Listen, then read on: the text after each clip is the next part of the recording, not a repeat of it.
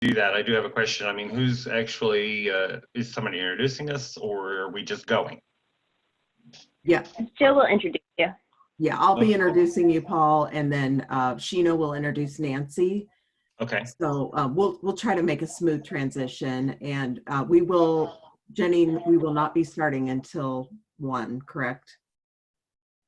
Correct. Okay.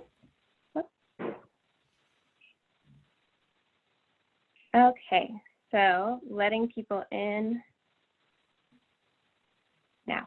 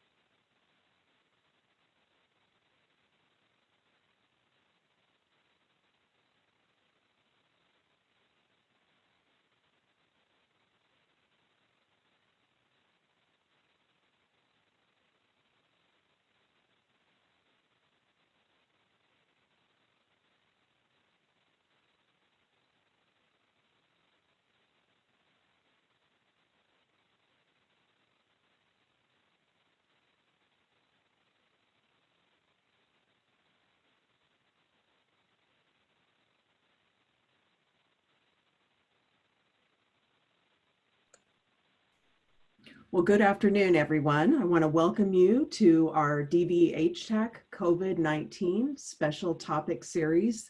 This week, we'll be talking about rural communities, and we're so glad that you're able to be with us today.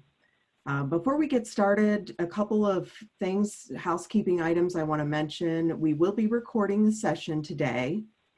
And we also want to invite you to submit any chat questions, any questions that you might have through the chat. We do have ourselves and others that will be helping answer questions today. So please feel free to submit any questions that you have now or as they come up along with our presentation. Additionally, I wanted to just pause for a moment, and I want to just lift up our friends, colleagues, and those that we serve who've been impacted by COVID.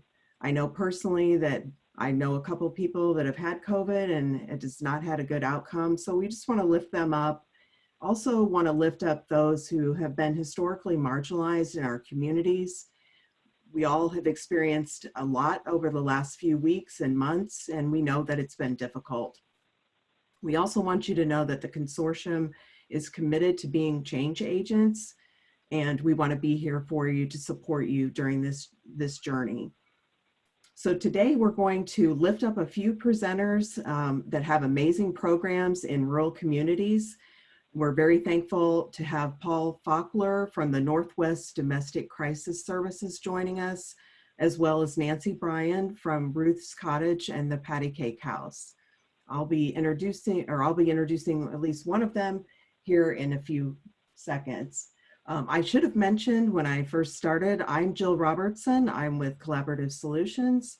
The other moderators are Sheena Morris from Collaborative Solutions and Miriam Duran from the National Resource Center on Domestic Violence. Next slide, please.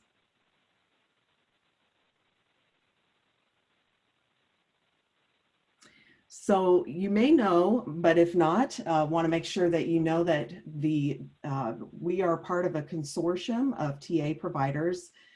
We provide technical assistance around domestic violence and housing, and that comprises the acronym of the DVHTAC. We have federal partners that are involved with our consortium. That is the Family Violence Prevention and Services Program from HHS, the Office of Violence Against Women, the Office of Victims of Crime, the Office of Special Needs Assistance Programs at HUD, and the U.S. Interagency Council on Homelessness. Our technical assistance providers are from NASH, from Collaborative Solutions, from the National Network to End Domestic Violence, the National Resource Center on Domestic Violence, the National Sexual Violence Resource Center, and the Corporation for Supportive Housing. So should you have any questions or need technical assistance, please feel free to reach out to us. We'll share our website with you here during the presentation. Next slide, please. So good afternoon, everyone. This is Sheena Morris, as Jill mentioned, also with Collaborative Solutions. And so before we begin our calls, we always like to take a moment to pause and to acknowledge and keep at the forefront how homelessness continues to be disparately experienced by people of color. And we know that this is and has been a very historical truth over time. So in a 2018 Spark report, which focused on experiences of homelessness, it was found that over 78% of people experiencing homelessness were people of color. So when you broke that down a little bit, the general population of the US is almost 74% white, 12% Black, and 17% Hispanic, Latinx. And so you can already see just in those numbers alone the disparate impact that is being experienced.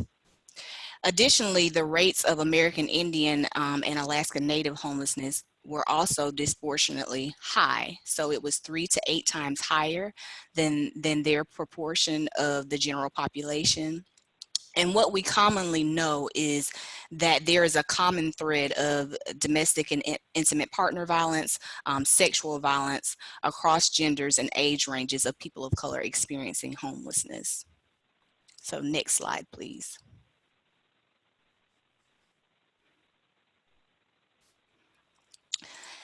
Okay, so how does all of this, or how has this disparity been exacerbated in a time like COVID-19?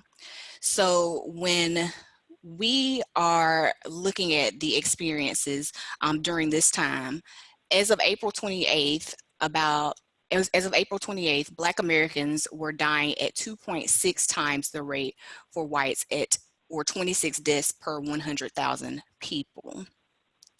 And we often know that, people of color may be in roles of essential workers.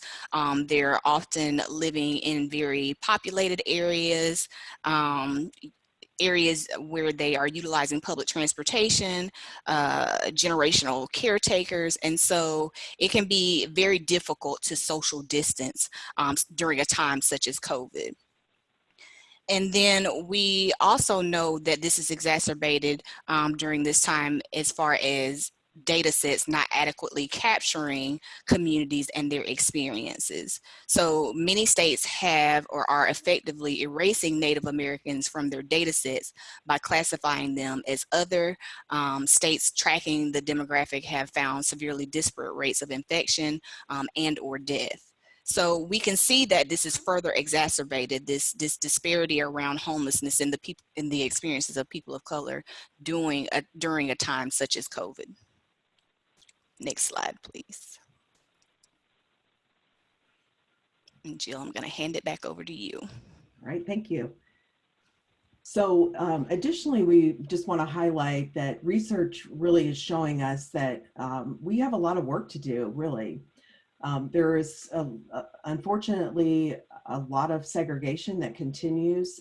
It is a fundamental cause of health disparities. Communities of color disproportionately live in neighborhoods where there are food deserts and no grocery stores and lacking medical facilities due to historical racism and discrimination and redlining. So we have to do better. We have to change this dialogue. Many people of color live in federally assisted housing, including public housing, Section 8, and often they live in segregated neighborhoods with less investment. And unfortunately, we see this all around the country, including in rural communities. And while we're not talking and focusing directly on this today, I'm sure that Paul and Nancy can speak to how racial inequalities show up in their communities, and especially in rural America. So feel free to toss that in there, Paul and Nancy, as you're sharing about your experiences in rural America. Next slide, please. So it's my pleasure to introduce Paul Foxler. He's the Executive Director of the Northwest Domestic Crisis Service Incorporated. This is located in Woodward, Oklahoma. And I'm going to let Paul tell a little bit more about himself. And then also maybe, Paul, you could share where Woodward is and just give us kind of an overview of what you're seeing and how COVID and even some of the racial disparities are impacting your community. Thank you so much. We're actually covering the 10 Northwest counties of the state of Oklahoma, which is approximately 20% of the state. And we're operating 2 shelters, one in Woodward, one in Guyman also. And we also have a permanent housing project, a long-term transitional housing project, and then 6 crisis centers spread throughout the other counties. So we're distributed throughout all 10 of those counties. I was asked specifically to speak about how we dealt with the COVID pandemic as far as providing services for victims of violence. Next slide, please, and I'll dive right into it. Oklahoma was kind of, I don't want to say fortunate in that we had some warning prior to the virus hitting our state. And it offered me an opportunity to really kind of think out what was going to happen in the state of Oklahoma, and specifically in rural Oklahoma. I knew immediately that we were going to need policies for our staff to operate on, specifically to work from home, because I knew the governor was going to do a shelter in place for us. And I knew from our funding sources that those working from home also have to have a justification for the work that they were doing. So in addition to developing a telework agreement, I also instituted some performance outcomes or some measurements so that we can justify them still being paid from their grant sources. And then I knew that there were some positions that would also need some specific tasks or projects to work on, because they weren't going to be in the courthouses all day long doing protective orders with victims, and they weren't going to be sitting and doing groups as their job description might allow. So I had to identify other tasks that would be acceptable to the funding source that also provides a outcome for the agency, and obviously it was another time for our staff to update their skills through online training and that kind of thing. The other thing that I knew that we would have to address would be testing policies. Who needed to be tested? Where were they going to be able to get tested was a big question for the state of Oklahoma, because that is one area where we really lacked. And that included for our employees, the guests in our shelters, board members that happen to be in our offices, and volunteers if we had any. But I made the decision back in March that we would not be using volunteers for the time being, that was no reason to expose them. And they needed to be also sheltering at home. Inside the shelter, I knew we needed to address things like safe zones. How do you enter and exit the shelter safely and keep everyone, including the staff and the other clients that are in shelter, safe? When you walk in the door, you take off your shoes, you sanitize your hands. If you're bringing anything in with you to the shelter, you sanitize it. And then how do you practice social distancing in a very small shelter? And addressing issues such as how often and when and who is going to sanitize the shelters. And I left that primarily up to the shelter advocates working in the shelters. Food preparation. We don't have congregate food meals prepared for clients. They do their own. So we had to visit and do a lot of work with clients as far as how do they develop a system where this family has the access to the kitchen for this period of time, the kitchen is cleaned, and the next family has access to the kitchen. So we came up with some expectations for our clients in that area. And another thing that was blatantly clear to me from the beginning was that geographic relocation was not good health policy. Because we operate so many programs in so many locations, that it was a bad idea to be transporting clients from Woodward to the Guyman shelter and vice versa, and addressing that issue. We also had to identify what were acceptable reasons for staff or clients to have exposure in the community and to be out. Some clients still had to go to work. Some still have medical issues and they needed to have those addressed, which thankfully most doctors in this area moved to an online means of meeting their patients' needs. And then also what I'm working on now as far as policy goes is how are we going to reopen and when are we going to reopen? At what level and of decreasing in the number of incidents of COVID would indicate that it's okay for us to start opening our doors in our crisis centers? Am I going to rotate staff? Am I going to rotate the days that they work? I do know that our offices will not all just open at once. Texas County in Oklahoma, many people don't realize, has the highest rate per capita of COVID-19 in the nation. It's a community of about 19,000 people. And there's over 1,000 positive cases in that small little community. So that will probably be the last location that actually opens up when we ever do open our crisis centers back for clients to come in. So next slide, please. Also identified that we really didn't have the technology available to my staff. We didn't know what the capability, or I didn't know what all of the staff's capability was. And I know that my technology capabilities are very limited. I am not a techno geek. I had never really used Zoom until this began and I was forced to, but I knew that I had people on my staff who did know how to teach me and how to teach the rest of the staff. We identified that we would need a platform for just staff to communicate from their homes, to be able to request documents, share information, schedule times for pickups, things like that. And the platform that we choose and that we are using is GroupMe. And then staff need to have some means of seeing each other and having some interaction while we were at home, and the platform that we chose was Zoom. And then it was also important to identify what are safer communications that we can still be providing services to our clients while keeping the interaction, physical interaction, at a limited amount. And we also decided that we would leave that to the client's choice. Which way did they want to communicate with us? Was that texting, phone, email, FaceTime, Skype, Zoom?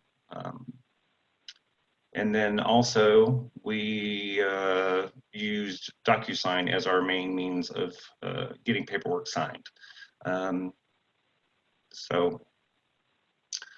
then we also explained to our clients the risks with all of those different types of communications and what are their weaknesses and what are their strengths, and leave it up to the client to how they choose to communicate with us in times of crisis, if they needed a protective order, if they had an individual session with us. And then also there were some clients who, because we are in such a remote location, often don't have internet access. They may not have cell phone service.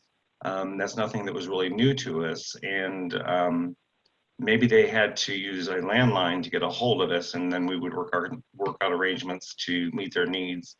You know, we would mask up, glove up, and go out to the middle of nowhere to meet with that client and get them to safety. And then also actually evaluating the physical equipment that your agency has available to you. We were lacking, I knew it at the very beginning.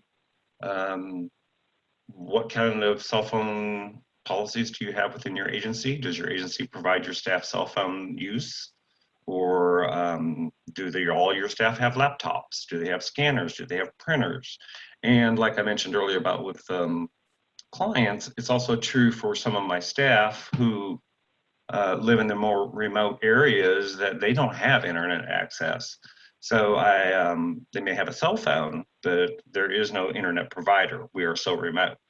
So for one, I had to actually create or purchase a phone that could also be used as a hotspot. So that was the best situation that came up for that person. Next slide, please.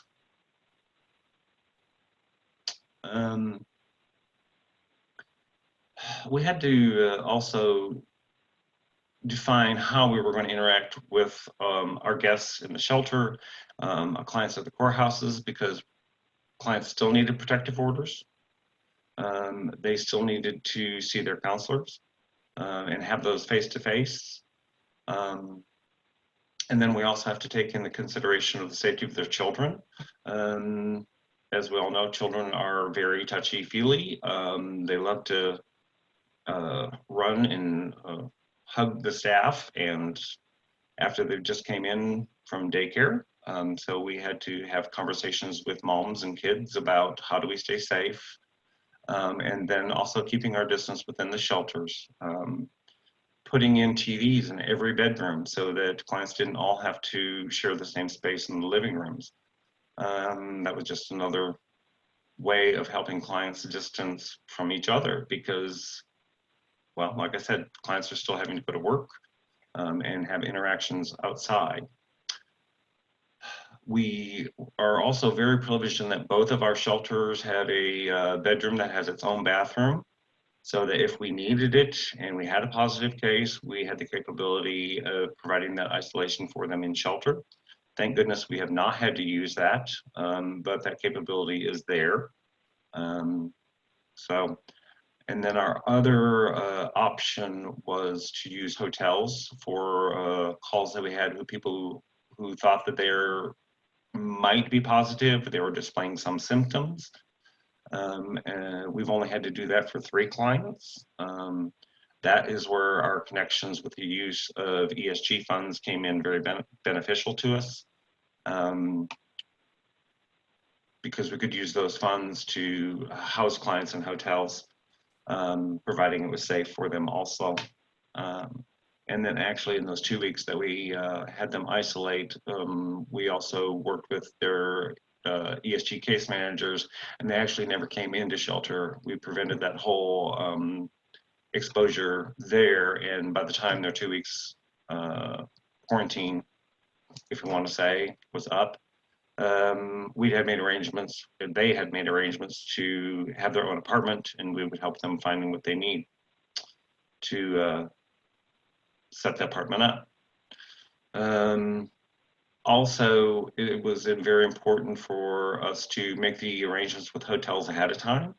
So I have 3 hotels spread out these 10 counties that were willing to accept potentially positive clients, and establish guidelines as far as, you know, cleaning the rooms. None of the hotel guests or hotel staff were prepared to go in and clean a room with someone who's potentially test positive for COVID, but they would provide the linens and the towels, and then our agency made sure and took care of the food needs of the clients, and that they had a way to prepare it, and that sometimes, you know, that meant just going out and picking up food from restaurants and taking it to them. It was very time intensive. It was very tedious for the staff, but they made it work and the clients were safe. Next slide, please. And then consistency was very important for us as a group. We have 32 staff members, more than half of them working from their homes now, not having any interaction. So it was very important that we have at least a weekly checkup of our own mental health and interaction to see a face. It was very hard for staff to realize that just because they were working from home doesn't mean they were always working, or that they were expected to always be working. I encouraged them to take breaks. You know, go outside, bake a cake, watch a TV show. I don't expect you to work 24 hours a day just because you're working from home.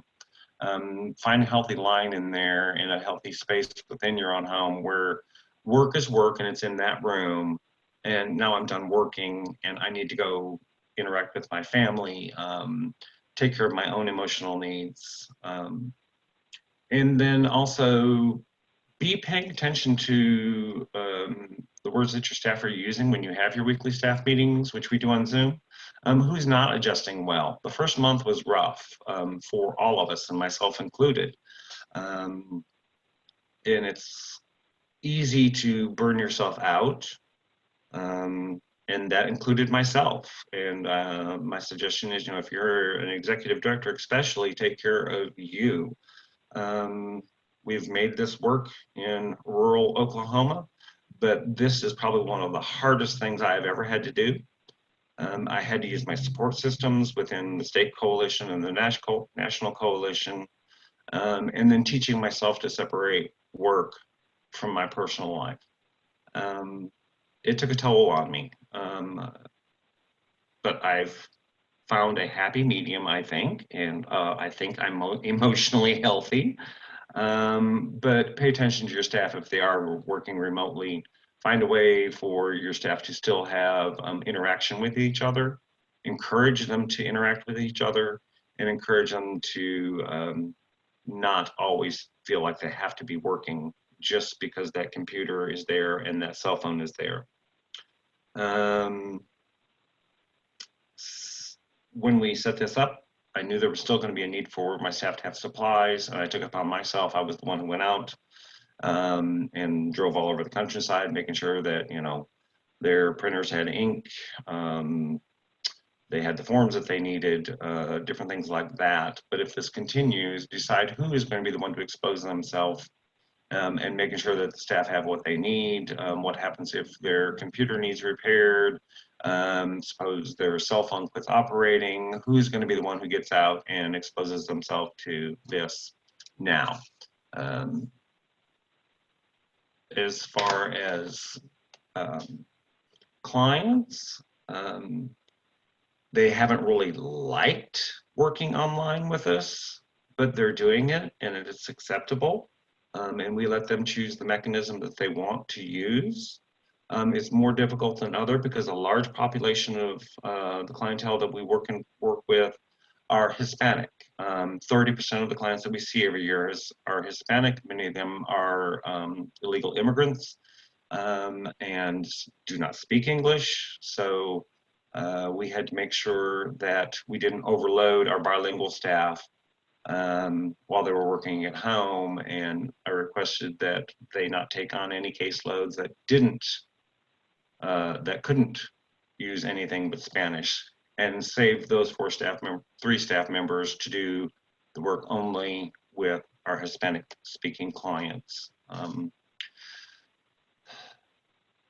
So that's kind of how we addressed it. Like I say, we're just now working on looking at our numbers, deciding when it'll be safe for us to open back up. I don't think that's going to happen anytime soon. While the larger metropolitan areas of Oklahoma City and Tulsa's numbers have leveled off and are declining, not so for rural Oklahoma. Obviously, our numbers increase much slower than metropolitan areas, but unfortunately, in the rural areas, our numbers are still going up.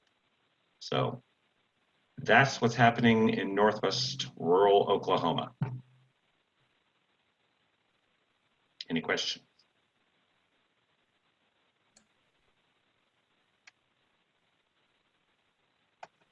Thank you, Paul.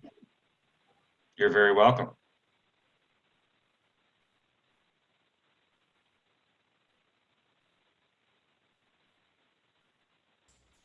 It doesn't look like I'm not seeing any questions in the chat right now, so we can go ahead and move on to our next presenter, which is Nancy Bryan, the Executive Director of Ruth's Cottage, which is a triple serving program located in rural South Georgia.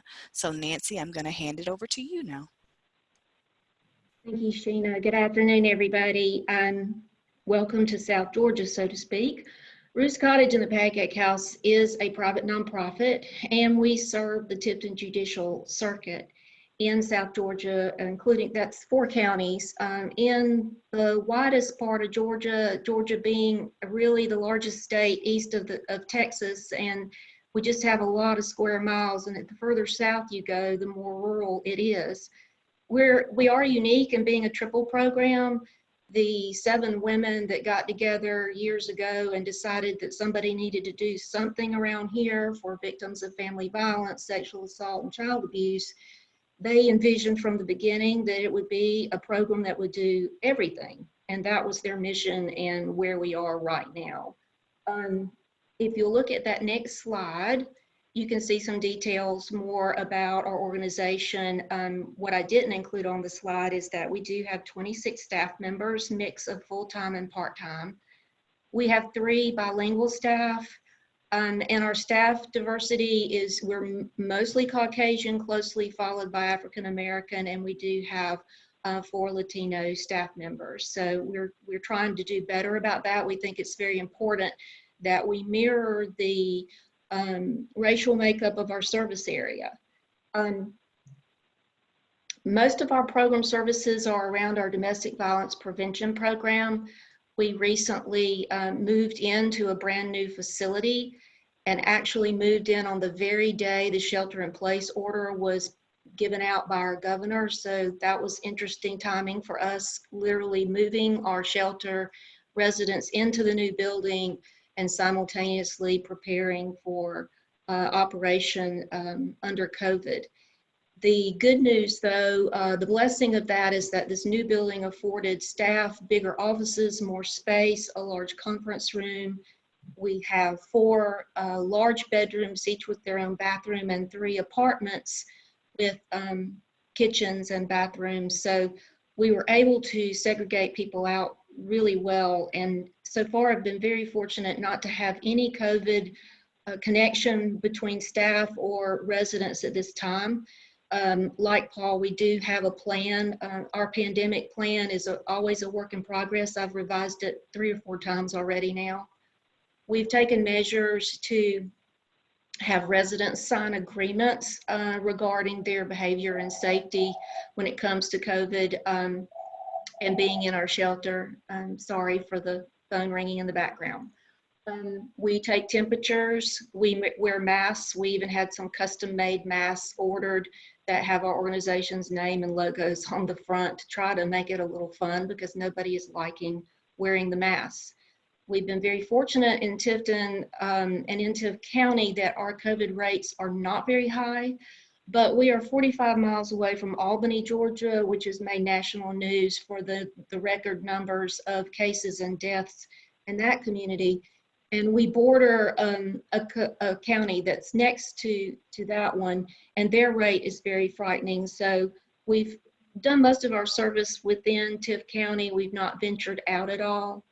Our legal advocates have been going, have started meeting with clients again, but they do this with safe distancing, and they're doing it at our facility versus the ways they used to do it in courtrooms and small rooms in courthouses and things like that. The judges have been different in their way of handling things. They have opened up the courtrooms to some extent. They're doing some things by Zoom. They're doing some things in the parking lot. It's just been a little weird how everything has adjusted, but the need for temporary protective orders has really skyrocketed since all this began. And so our legal advocates have stayed busy and doing the best they can to provide those orders. We have also found our shelter to remain pretty full during this period. When we were sheltering in place, we pretty much kept people in. We didn't allow anyone out. I say we didn't allow them, we're not a jail, but we strongly encouraged that everybody stay put. We didn't offer transportation for anything unless it was absolutely necessary. And that worked pretty well. And I think that everybody's very mindful of the danger and has been respectful of each other.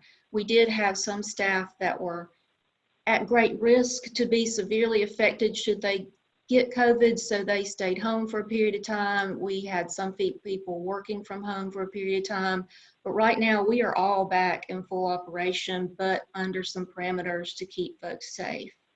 And so that's how we've handled things with that.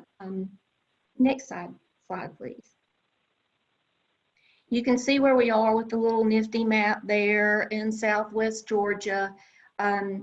We are a very rural part of the state. Our counties have some of the highest poverty rates in the state of Georgia. We don't have a lot of housing options for folks, and that has always been an issue, and entering COVID to make it even more difficult. One of the things that has really helped us in finding housing for folks is that I was able to find the funding to have one staff member whose entire job is housing. We call her our housing services coordinator. And one of the reasons why she has been successful is because she gets out and about. We have discovered that finding safe housing that will accept some of our folks that may have some records, that may have poor credit histories, private landlords has been our answer. And to find those folks, you really have to dig deep. If they're associated with a realty company, that comes along with a lot of rules. So our housing services coordinator has, she goes out and she talks to people. She rides around in her vehicle and sees a little sign that says apartment for rent, and she finds out about it. The good and bad of being rural and small communities. So it doesn't appear that there are a lot of options, but if you have the time and ability to make relationships with people, then you find out about these potential pockets of housing. And we have looked into meeting up with private landlords that have big hearts, and they know that the challenges that these mostly ladies that come to them have, and they work with us. And as there are issues, we try to work with them. And that's been the most successful thing to me, that if you can find somebody that's their full-time job, that's awesome. Before her, it was really hit and miss, and we did not do a really good job, I think, in finding good housing. We have been more proactive thanks to her, and more time spent with each client before they leave, or each resident before they leave our facility, going over in detail their budget and forecasting, are they going to be able to succeed when they leave us? And we counsel them, and she counsels them, and she stays in touch with them as they leave, and does everything possible that they can stay in their safe spot. We've had issues with rental properties in general not being prevalent, and then having a lot of rules and financial regulations that are not going to work for most of the folks that get jobs. It's going to be Walmart or Publix or local grocery store or fast food places, and they're simply not going to make enough to meet the requirements of these realty companies that operate rental properties for folks. And so again, private landlords has been our blessing. Housing authorities, they try to work with us, but they have their rules. The more rural ones in our more rural counties, they have availability, but then they don't have the jobs. So it's really a difficult thing, and I'm very grateful that we have somebody that does that full time. On the slide, you can see some of the statistics for our area and our population numbers. And since we were to address the needs, particularly of minorities, and in our area, excuse me, in our 4 counties, we have one county with a 40% African American population. Our lowest is 28%. And when I look at our services, the predominant population that comes to our shelter are African American. The predominant race that seeks temporary protective orders is Caucasian. And so I think that shows us that there are, for African American families, perhaps in our area, less of a resource for housing and opportunity to escape domestic violence, except coming to a shelter like ours. I know too that recently we've been accepting a lot of folks fleeing from Atlanta because they haven't been able to find places up there, and they have come to us. One thing that has helped us a lot with housing and in general getting the word out is we're a program that's very strong on outreach, and we have had to be very creative in getting the word out into our communities that we're here and we're here to help. It's extremely challenging outside of TIFT. TIFT is pretty saturated as far as knowing about us and what we do, but in those other 3 counties, especially if you look at that map, Worth County has a huge amount of land area, and that is all rural. And we struggle to reach those folks in those counties. And so we do things like, if there's anybody on the call from the South, they may know the term Piggly Wiggly, which is the name of a grocery store chain in the South. And so you might find a Piggly Wiggly in some of these little outlying counties. And we contacted the owner, and we set up a table, and we just hung out at the Piggly Wiggly. And we do that a couple of times a year. And that way we're reaching people. Everybody's got to shop. If they don't have a lot of transportation, they walk to the Piggly Wiggly, and we were able to share with them that we're here and we're here to help. It also ended up making a relationship with that owner of the Piggly Wiggly. And as we are active in our local chamber and in the state of Georgia, we have a statewide family connection program. One of the things Georgia can brag about is having family connection in each of our counties. And this is a collaborative that is made up of folks in each county that look at the issues in that county and they come together to find solutions. So we make sure we're at those meetings, and so we get to know people. And when you get to know people and have those relationships, that's when you hear about properties. And oh, is that what you do? Yes, and we need places for these folks to go when they leave us. Well, I know so-and-so's got, a house for you. And I know it sounds kind of simple, stupid, but it is a way that we have found to make connections with people that you wouldn't know about because they do not advertise. And that's been very helpful for us. With outreach being absolutely curtailed, in most of the ways that we do it because of COVID, I turn to commercials. We work with our local NBC and ABC affiliate, and we came up with a commercial to air that targeted people in rural and isolated areas. We spoke specifically to those who are Latino and those who are in places where they can't leave and need help, and we encourage them to call us. So I think that that's been very helpful. Our Latino population is probably one of our most growing and challenging. We have 2 families with us right now of undocumented moms who are being threatened by their documented husbands to come back home to them, or they will have them deported and keep the children. It's a very cruel threat and a very real one. And so we're protecting those folks, and it is hard to get to those folks. They are afraid to talk to us. One of our counties is Irwin County on the map, site to a huge detention center, very quietly sitting there and housing hundreds of folks.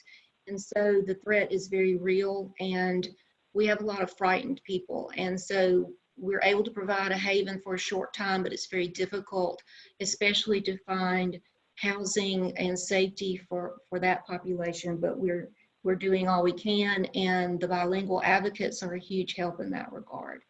I really can't think of anything else to talk about. That's about it for me. So if you've got any questions, please share those, and know too that I'm happy to share any of our materials, our pandemic policies, and the forms that we use. Employees and residents do a sheet every day that's just a check off of have you been exposed to anybody with COVID? Do you have a cough? Just kind of validating every day that we're checking in with everyone. We also have, like I said, that agreement that our residents are signing about their activities and behaviors and practices while we are under COVID. And I'm happy to share any of that and anything that we have with anybody that thinks it could help them. Thank you for the opportunity to share. Nancy, question for you. Yes, ma'am. As you have had to, particularly during COVID, I guess more quickly house people and develop those relationships with landlords. I see one of our comments in the chat of a challenge that someone has experienced around landlords wanting tenants who can pay their own rent or security deposit.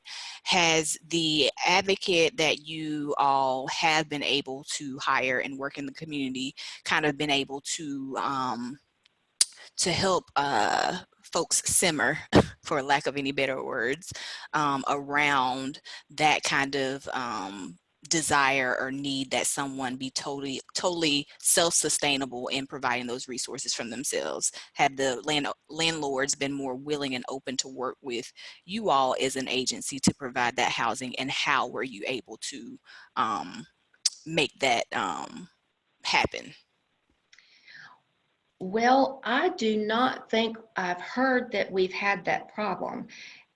Our experience seems to be that if we can assure the landlord that that's being covered, they don't care who it is that's writing the check. They are wanting immediate payment, and we've been doing it for our folks. if they needed it, but not everybody has, because we have not been turning loose of people until we have felt sure that they could financially carry this. And a lot of times we encourage them to have that ability to pay that deposit before they leave. And if they don't have the money for the deposit, we usually don't do everything. We have budgets for client assistance, and when someone seems ready to go, we always encourage them to go ahead and pay for something on their own, to take that step, and then we back them up where we can and need to. But I don't remember hearing any landlords say that that deposit payment had to come from the resident themselves. And so I would almost wonder if it's kind of that reassurance from you all that you are working with the individual every step of the way, to, you know, ensure that they are able to maintain that housing. Yes, and I think that our housing services coordinator, well, I know, she talks a lot to these landlords, and it goes back to that relationship thing. And these landlords know that there's some risk with the folks that come from Ruth's Cottage. And it's just the nature of the beast that not everybody's going to be successful. Not everybody's going to be able to keep their job. And then things happen. And so there's always that risk. We have, frankly, burned bridges with some landlords where we've had people go in and behave badly and tear up facilities. And we actually lost somebody that said, I can't do this again. And we apologized profusely and said, maybe we can talk again later, and be more careful in whom we send to you. We try to be careful. We just can't know what folks may do when they leave us. But we try to be very careful and sure before we move somebody into a property. And we wouldn't do it if we thought there was some risk that they would be damaging to that landlord. We're trying to preserve those relationships. And most of these landlords, it's not one landlord of one property. It's a landlord that has multiple properties and things that we want to keep in their good graces.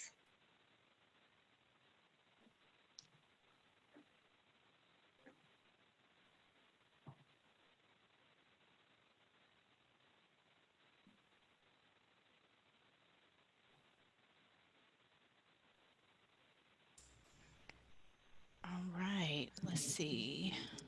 Looking at the chat here. So one of the questions that I see that has come up is, does your housing services coordinator have a standard informational letter that they give to landlords about the program, or do they give a presentation? You know, I think that kind of a letter would be a fabulous thing to do, and we are not doing that.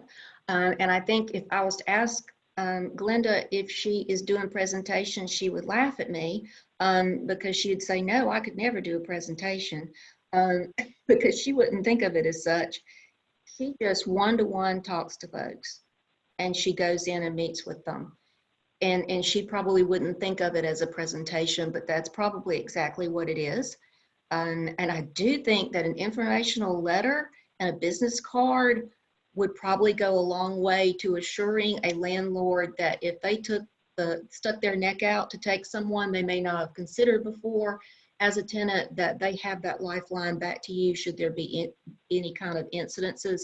I think that's a fabulous idea, and I wish that we did. And now I think I will start working on such a letter. Awesome. Paul, I'm gonna pitch this other point over, or question over to you. What makes controlling the spread of COVID very challenging for your rural community, or what has that been like? So what makes controlling spread of COVID very challenging for your rural county, I'm sorry? I think it's going to be the same for everyone as it is here, and that is the attitude of the general population that, okay, we're not quarantined at home anymore and businesses are starting to open back up. and people are not practicing safe social distancing, and includes some of our clients that think that, oh, life's okay, we can go back to our normal life again. That is probably the biggest obstacle that we have to overcome. We actually had one client leave because she didn't like our requirements for the social distancing, and she wanted to just, go out and hang with friends and then come back in. And that's just not acceptable to us.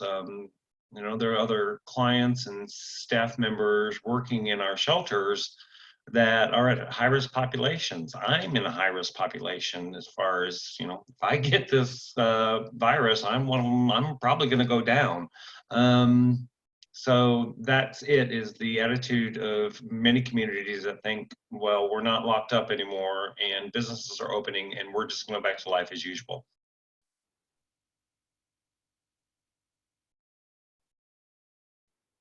Thanks, Paul, for answering that. I did want to just ask you if you would talk a little bit about your landlord engagement and maybe some special tricks that you have to engage landlords to help house your clients.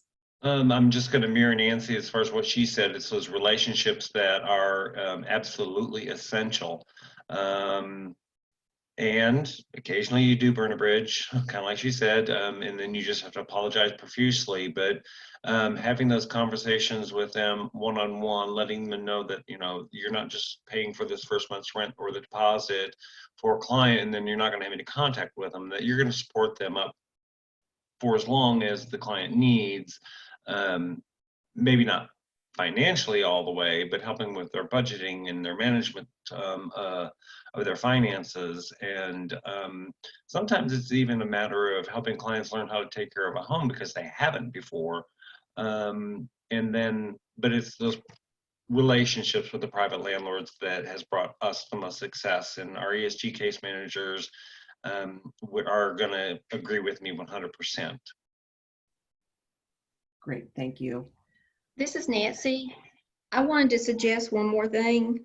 And I know that nobody's doing this right now, but when we get back into the position of speaking to groups, anytime, and that's part of my role as director, I'm doing a whole lot of outreach. So if I have a chance to talk to anybody from a church group to a chamber of commerce or civic club, I always bring up our need for housing.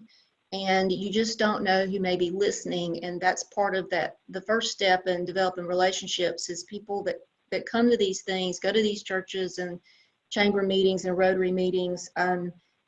There are a lot of landlords out there that we may not know about. And so I talk about that as being a need, because I go in and I tell them stuff that makes their heart break and they want to help us. So in trying to tell them how they can help us beyond writing a check, which is always preferred, I'd say if you have any kind of rental property that you would have open to us, that is something that's a critical need. And so that's another way to possibly snag a landlord. So perhaps we'll transition and maybe leave out with some hearing from you all on this note. Have there been any practices that you've developed or implemented under COVID that you plan on keeping in the future, even after, the COVID numbers reduce and we get back to some place of normalcy? What are things that you have developed that you intend to keep around? I'll jump in. We have yet to receive our machines, foggers for sanitizing, but that's something that once I actually do get them in my hot hands, we'll probably continue to use forever. I mean, because they're going to help with just the regular flu during flu season. That and sanitizing is just a good practice that up until now we probably weren't that good at, but we will be, and that will move forward probably forever. This is Nancy. I agree. Some of the cleaning procedures, we haven't gotten them in place. We're still running around and having bottles of sanitizer here and there, but we're hoping for a chunk of money from our Criminal Justice Coordinating Council in Georgia, who had offered funds to their programs in their needs for emergency support during this time. And in the request that I have is for some permanent hands-free sanitizer stations to be put all over our facilities. And so that will be a permanent addition to our buildings that will certainly last for us from here forward. So that was a lesson learned.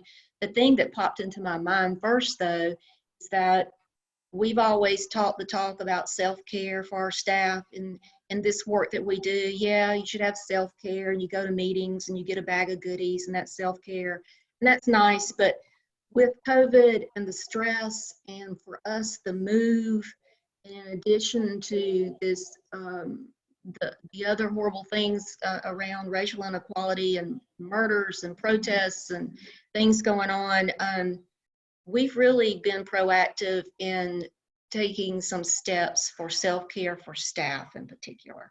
And we've started doing things that I see us continuing to do when we're out of this yuckiness that we're in.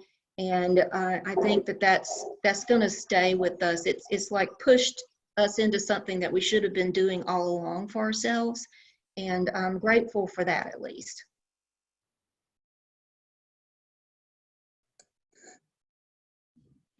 Great, thank you. Do we have any other questions before we wrap up for the day?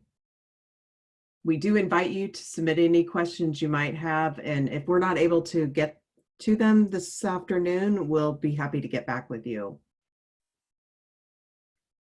I do want to just take this time to say thank you to Nancy and Paul.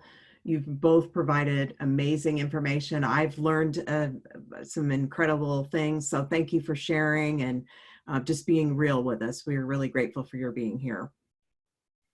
Wanted to just let you know that we will be sending out the slide deck, and we also will send out the recording and possibly some resources to share with you all. Just wanted to remind you that we do have various resources available in regard to COVID and support there, and you'll see that on the slide deck when you receive that.